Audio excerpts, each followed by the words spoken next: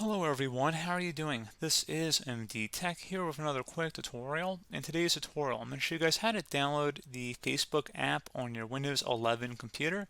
So this should be a pretty straightforward process here, guys, and without further ado, let's go ahead and jump straight into it.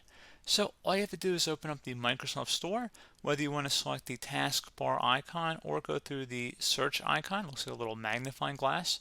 Go ahead and open it up regardless, and you want to select the search option up at the top right corner of the window, and you want to search for Facebook. Best match should come back with Facebook app. Go ahead and open that up, and then you want to select the Get button, so go ahead and left click on that. And if you want to sync this across other Microsoft devices, you can by signing in. Otherwise, we're going to select no thanks.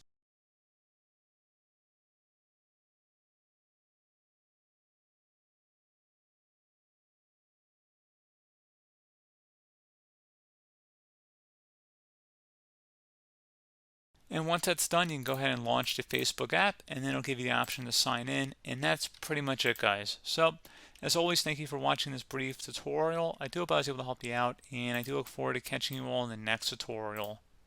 Goodbye.